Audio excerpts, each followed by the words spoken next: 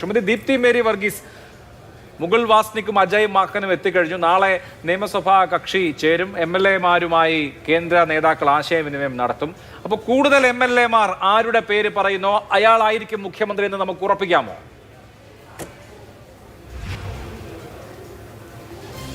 കോൺഗ്രസിന് എല്ലാ കാലത്തും ഒരു രീതിയുണ്ട് മുഖ്യമന്ത്രിമാരെ തിരഞ്ഞെടുക്കാൻ. രാജ്യത്തുടനീളം മുഖ്യമന്ത്രിമാരെ തിരഞ്ഞെടുത്തുകൊണ്ടിരിക്കുന്ന സാഹചര്യം കൂടി പല സ്ഥലങ്ങളിൽ വിജയിച്ചു വരുന്ന സ്ഥലങ്ങളിലൊക്കെ നമ്മൾ കാണുന്ന രീതികളുണ്ടല്ലോ. കഴിഞ്ഞ കാലങ്ങളായി, വർഷങ്ങളായി AICCക്ക് അറിയാം ഏത് രീതിയിലാണ് ഒരു മുഖ്യമന്ത്രി ജയിച്ചു വന്നാൽ ഒരു സംസ്ഥാനത്ത് മുഖ്യമന്ത്രിയെ തിരഞ്ഞെടുക്കേണ്ടതെന്ന്. തീർച്ചയായിട്ടും ഏറ്റവും അടിസ്ഥാനപരമായി MLA-മാരുടെ അഭിപ്രായം ചോദിക്കുക എന്നുള്ളതാണെന്നുള്ള കാര്യത്തിൽ യാതൊരു സംശയവുമില്ല. എല്ലാ രാഷ്ട്രീയ പാർട്ടികളിലും അത്തരത്തിൽ തന്നെയാണല്ലോ കാര്യങ്ങൾ ചെയ്യുന്നത്. MLA-മാരുടെ അഭിപ്രായം ചോദിക്കും, വേണ്ടി വന്നാൽ മുതിർന്ന നേതാക്കളുമായി ചർച്ച നടത്തും. അവർക്ക് അഭിപ്രായ സമന്വയം നടത്തുക എന്നുള്ളത് AICC ഒബ്സർവേഴ്സ് ആണ് അത് ചെയ്യേണ്ടത്. അത് അതിൻ്റെതായ രീതിയിൽ തന്നെ നടക്കുമെന്നുള്ള കാര്യത്തിൽ ഒരു സംശയവുമില്ല.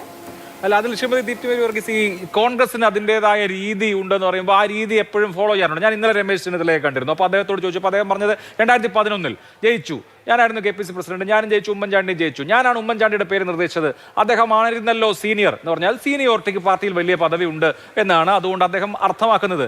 രണ്ടാമത്തെ തവണ, കഴിഞ്ഞ തവണ ഇതേപോലെ MLA-മാരുടെ അഭിപ്രായം മറ്റൊക്കെ ചോദിച്ചു. പക്ഷേ ഹൈക്കമാൻഡ് തീരുമാനിച്ചത് VD സതീശനെ പ്രതിപക്ഷ നേതാവായി തെരഞ്ഞെടുക്കാനാണ്. അതിപ്പോൾ MLA-മാരുടെ തലയെണ്ണി നോക്കിയിട്ടല്ലോ എന്ന് പറഞ്ഞത് മാതിരി ഈ പാർട്ടിക്കൊരു രീതി ഉണ്ടല്ലോ എന്ന് പറയുമ്പോൾ ഓരോ തവണയും ഓരോ രീതിയല്ലേ? അല്ല, ഓരോ തവണയും ഓരോ രീതി എന്നല്ല, ഓരോ സാഹചര്യങ്ങളാണല്ലോ. ഇപ്പോൾ കഴിഞ്ഞ തവണ ശ്രീ രമേശ് ചെന്നിത്തല, അദ്ദേഹം ഏറ്റവും ശക്തനായ ഒരു പ്രതിപക്ഷ നേതാവായിരുന്നു.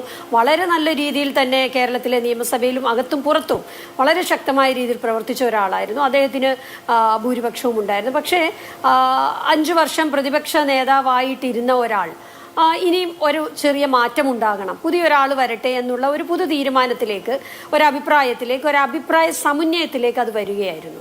അങ്ങനെ ഒരു അഭിപ്രായ സമന്വയത്തിലേക്ക് വന്നുകൊണ്ട് അത്തരത്തിൽ തീരുമാനിച്ചു.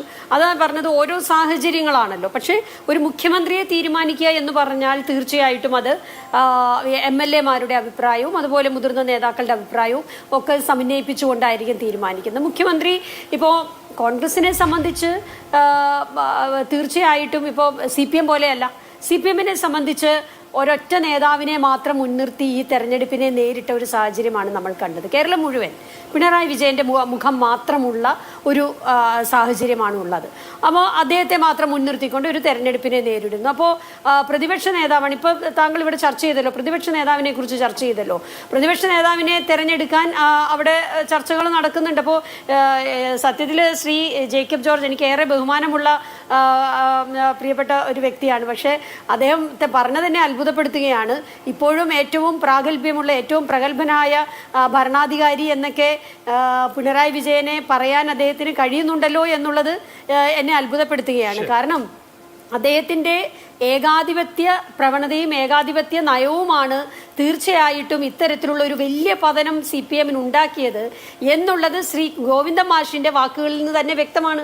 അദ്ദേഹം ഇന്ന് പത്രസമ്മേളനത്തിൽ പറഞ്ഞ എന്താണ്, CPM-നെ ഇനി മുതൽ അഭിപ്രായ സ്വാതന്ത്ര്യമുണ്ടാകും, CPM-ന് താഴെത്തട്ടിൽ എല്ലാ ഘടകങ്ങളിലും അഭിപ്രായങ്ങൾ ചോദിക്കും, സ്വതന്ത്രമായ അഭിപ്രായം പറയാമെന്നാണ് പറഞ്ഞത്. ഇതുവരെ സ്വതന്ത്രമായ അഭിപ്രായം പറഞ്ഞില്ല എന്നുള്ളത് ഇപ്പോൾ പുതുതായിട്ട് അറിയുന്ന ഒരു കാര്യമല്ല. ഞങ്ങളൊക്കെ പല പ്രാവശ്യം ഇത്തരത്തിലുള്ള ചർച്ചകളിൽ പറഞ്ഞിട്ടുള്ളതാണ്. മന്ത്രിമാർക്ക് പോലും അഭിപ്രായം പറയാനുള്ള സ്വാതന്ത്ര്യമില്ല. ഘടകകക്ഷി CPI-ക്ക് പോലും ചില അവസരങ്ങളിൽ വഴങ്ങിക്കൊടുക്കേണ്ടി വരുന്നു. അവർക്ക് അഭിപ്രായ വ്യത്യാസം, എത്രയോ വിഷയങ്ങളിൽ അഭിപ്രായ വ്യത്യാസം കാണിച്ചു അവർക്ക് വഴങ്ങിക്കൊടുക്കേണ്ടി വന്നു. അപ്പോൾ ആ ഒരു ഏകാധിപത്യ പ്രവണത അവിടെ കണ്ടുപോയിരുന്നു. ആ ഏകാധിപത്യ പ്രവണത ഇനി മുതൽ ഉണ്ടാവില്ല എന്നുള്ളത്, അത് ചിലപ്പോൾ ഇനിയിപ്പോൾ തിരുത്തുമെന്നൊക്കെ ആയിരിക്കും അവർ ഉദ്ദേശിച്ചത്. അതെന്തുമായിക്കോട്ടെ, അത് കോൺഗ്രസിനെ സംബന്ധിച്ച് അതൊരു വിഷയമല്ല. പക്ഷേ കോൺഗ്രസിനെ സംബന്ധിച്ച് കമ്മ്യൂണിസ്റ്റ് പാർട്ടി ഇന്ത്യയിൽ ഇപ്പോൾ ഇല്ലല്ലോ. ഇന്ത്യയിൽ ഒരു സംസ്ഥാനങ്ങളിൽ പോലും ഭരണത്തിലുമില്ല. അങ്ങനെ ഇല്ലാതായി പൂർണ്ണമായും കമ്മ്യൂണിസ്റ്റ് മുക്ത ഇന്ത്യയായി മാറിയല്ലോ എന്നുള്ളത് തീർച്ചയായിട്ടും അഡ്രസ് ചെയ്യപ്പെടേണ്ട ഒരു കാര്യം തന്നെയാണ് എന്ന് ഞാൻ കരുതുകയാണ്. ഒരു രാഷ്ട്രീയത്തെ വളരെ സമഗ്രമായി കാണുന്ന ഒരു വ്യക്തി എന്നുള്ള നിലയ്ക്ക് കൂടി ഞാൻ അത് കാണുകയാണ്. അത് ആ പതനം എന്താണെന്നുള്ളത് CPM തീർച്ചയായിട്ടും ചിന്തിക്കേണ്ട ഒരു കാര്യമാണ്. കോൺഗ്രസിനെ സംബന്ധിച്ച് താങ്കൾ ചോദിച്ചതുപോലെ മുഖ്യമന്ത്രി തെരഞ്ഞെടുപ്പ് എന്ന് പറയുന്നത് മുഖ്യമന്ത്രിയെ തിരഞ്ഞെടുക്കുക എന്ന് പറയുന്നത് അതിന്റെ ഒരു ഡ്യൂ പ്രോസസ് ഉണ്ട്, ആ രീതിയിൽ തന്നെ നടക്കും. അതിനകത്തൊന്നും യാതൊരു കൺഫ്യൂഷൻസും ഇല്ല എന്നുള്ള കാര്യമാണ് എനിക്ക് പറയാൻ.